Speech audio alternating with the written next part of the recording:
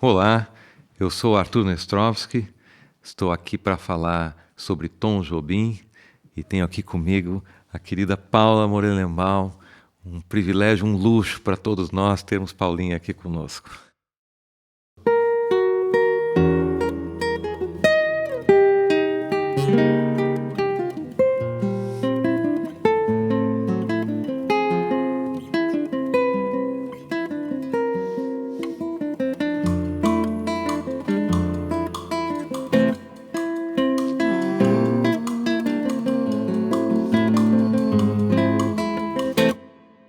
O Orfeu da Conceição foi o espetáculo que promoveu o encontro de Tom Jobim com Vinícius de Moraes.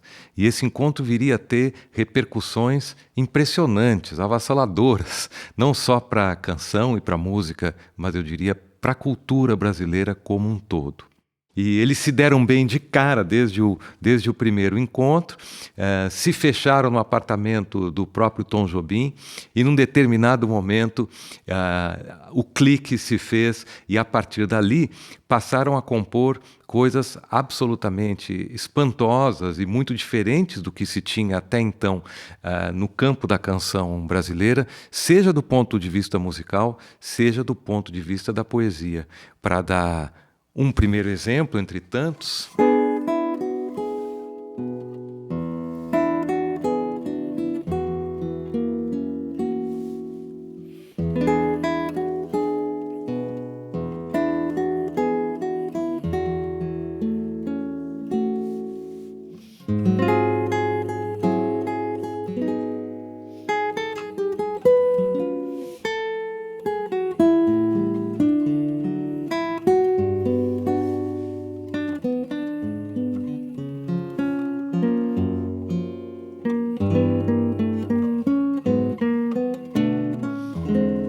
se todos fossem iguais a você, que maravilha viver. dá pena parar, né? Mas todo mundo lembra disso, uma canção maravilhosa que faz parte da trilha de Orfeu da Conceição. E aqui já chama a atenção a arte do Tom Jobim, compositor. Nós falamos bastante disso no primeiro episódio, não só o talento que ele mesmo não controla, aquilo que é a personalidade de Tom Jobim, da onde vem este mundo de música, essa sensibilidade muito particular para certo tipo de melodia, certo tipo de harmonia, mas o trabalho mesmo da composição, aquela introdução num outro tom, com acordes escolhidos assim como um ourives, até entrar propriamente na letra da canção. Outro exemplo, outra canção de Orfeu da Conceição, onde também, aqui como nesta, a gente fica num campo em que estamos acostumados a chamar isso de canção popular, porque é apresentado como canção popular e se deu ao mundo como canção popular, mas é um gênero que poderia muito bem ser considerado uma canção de concerto, se fosse tocada de outro jeito, que é a também famosíssima Modinha.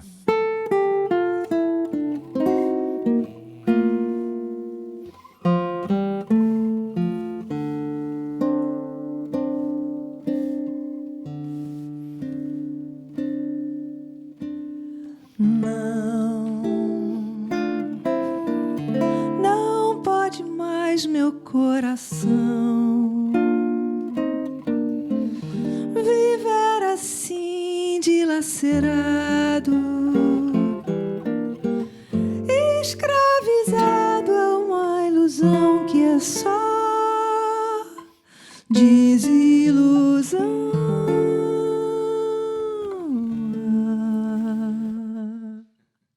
O tipo de letra que Vinícius de Moraes já estava praticando aqui, é bom a gente lembrar que a essa altura Vinícius de Moraes era um consagrado poeta do livro, né? Ele já tinha vários livros importantes nas costas, era sem dúvida algum um dos principais poetas em atividade no país, e ele dá essa guinada e começa a escrever canção, coisa que ele vai fazer para sempre dali em diante, de um modo muito particular. E se vocês compararem letras como essas que a Paula acaba de cantar, com o que era o repertório do samba-canção, que era a forma prevalente de canção popular urbana naquele momento, vocês vão ver o grau de invenção, né, e de riqueza de imagens, a concisão modernista das ideias, as metáforas inesperadas, a riqueza nos jogos internos, nas rimas internas, nas aliterações, tudo aquilo que Vinícius de Moraes já praticava como poeta do livro, ele veio a praticar como poeta da canção, com a diferença que soube, como ninguém, fazer isso ao mesmo tempo em que a linguagem se dava de forma muito natural, muito espontânea, como se fosse a linguagem falada. É como se fosse a própria voz falada, como se fosse alguém dizendo isso, mas a melodia da fala fica um grau acima do chão. Fica um espaço musical acima da realidade. O contorno da voz falada é musicalizado e ganha uma expressividade nova. No caso de Orfeu da Conceição, isso se dá tanto em canções como essa que a gente acabou de fazer, modinha, como também, naturalmente, nos sambas, né? Então, podemos mostrar, por exemplo,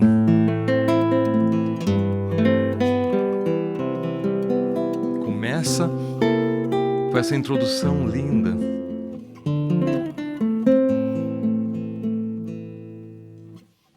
Não posso esquecer o teu olhar longe dos olhos meus.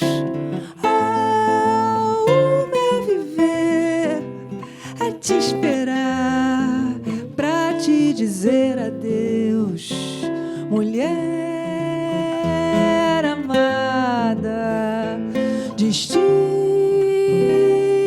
meu é madrugada, sereno dos meus olhos já correu. Não posso esquecer o teu olhar longe dos olhos meus, longe dos olhos meus, longe dos olhos meus. Essa não deu para cortar, é bonito demais. A ópera, ou musical, Orfeu da Conceição, estreou com grande sucesso no Teatro Municipal do Rio de Janeiro em 1956. Os cenários eram de ninguém menos do que Oscar Niemeyer, né? Carlos Scliar e Djanira tinham feito a arte dos cartazes e do programa. Era uma geração iluminada ali do modernismo brasileiro que se reunia para apresentar esse espetáculo. 3 anos depois, em 1959, virou filme, dirigido por um francês, Marcel Camus. Para este filme, Jobim e Vinícius acabaram compondo uma outra canção que viria a se tornar uma das mais famosas da dupla e certamente uma das mais conhecidas do acervo de canções de Orfeu da Conceição. Vamos tocar só o comecinho, Paulo, e depois a gente faz ela um pouquinho mais, mas só para as pessoas lembrarem. Tristeza não tem fim, felicidade sim. A felicidade é como a gota de orvalho numa pétala de flor. Enfim, é uma canção extraordinária por muitos aspectos, mas nós falamos da poesia de Vinícius de Moraes, falamos do artesanato de Tom Jobim, do cruzamento natural, espontâneo com a música de concerto, com o jazz, mas eu queria apontar uma outra coisa para vocês aqui, que é a relação importantíssima entre a poesia e a composição. Pensem bem, esse início é uma coisa solar, né? É um intervalo ascendente, né? A música se abre e aí a música cai. Ela começa com esse salto solar, né? Impressionante. Depois ela se fecha. Bom, o natural seria você cantar felicidade sim, tristeza não tem fim. Isso seria o que fariam outros compositores e outros letristas. O gênio de Jobim e Vinícius é essa inversão, porque ao cantar tristeza não tem fim, felicidade sim, aqui já tem o núcleo da poética, para não dizer da essência da existência, segundo Vinícius de Moraes.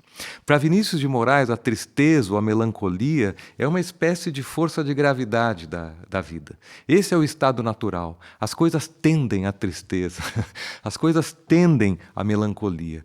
O milagre da poesia, o milagre da música, o milagre da arte é conseguir criar a alegria, a felicidade, a leveza, a luz dentro deste ambiente que puxa sempre o espírito para baixo. Isso é feito aqui de uma forma antológica. Bastam 2 frases, basta essa primeira frase, na verdade, para a gente ter esta inversão entre o sentido da poesia e a direção e o sentido musical, que são tudo nesta canção.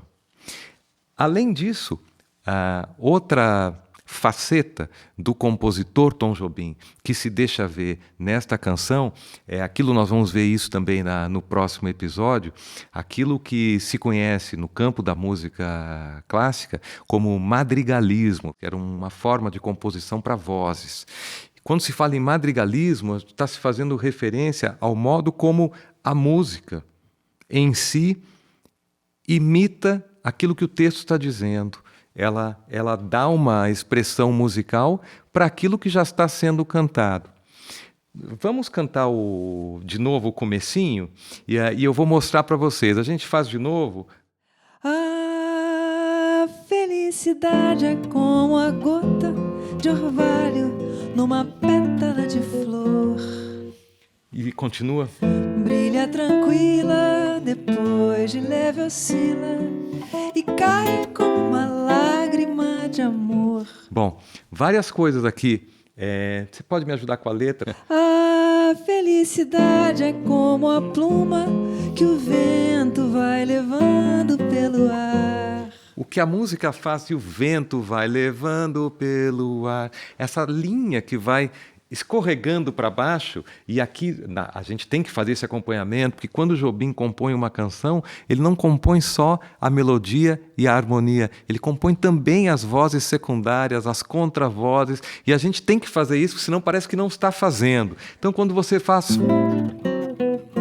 também é algo que vem caindo, o vento que vai levando, e a pluma que fica suspensa, né, no ar. E voa tão leve. Voa tão leve, mas tem a vida breve, precisa que haja vento sem parar. Você praticamente vê a folha caindo com o vento. E esse vento que ela precisa para se sustentar, na verdade, é a própria música, é a própria poesia que nos leva com ela, que nos segura no ar nos momentos em que perdura uma canção de Tom Jobim e Vinícius de Moraes. Tristeza não tem fim, felicidade sim. Tristeza não tem fim, felicidade sim. A felicidade é como a gota de orvalho numa pétala de flor. Brilha tranquila, depois de leve oscila e cai como uma lágrima de amor. A felicidade do pobre parece a grande ilusão do carnaval. A gente trabalha o ano inteiro por um momento de de sonho pra fazer a fantasia de rei ou de pirata ou jardineira, pra tudo se acabar na quarta-feira. Tristeza não tem fim, felicidade sim. Tristeza não tem fim, felicidade sim. A felicidade é como a pluma que o vento vai levando pelo ar. Voa tão leve, mas tem a vida breve, precisa que haja vento sem parar.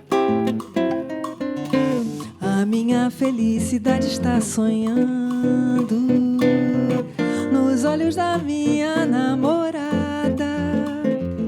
É como essa noite, passando, passando, em busca da madrugada.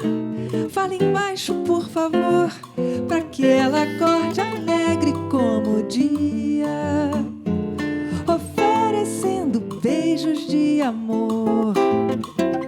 Tristeza não tem fim, felicidade sim. Tristeza não tem fim, felicidade sim. Tristeza não tem fim, tristeza não tem fim, tristeza. Convenções improvisadas, tudo certo. Não, mais engraçado é a tristeza, a gente rindo. A gente, tristeza. Tristeza. Uma das principais ironias é que para cantar desafinado, você tem que ser muito afinado. Você tem que ser João Gilberto ou Paula Morelenbaum. Tentem cantar no chuveiro e vamos ver como vocês se saem. Prestem atenção nessa melodia. Isso já é estranho, vamos voltar a isso.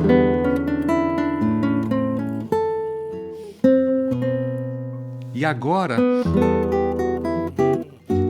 eu desafio vocês. Como é que é?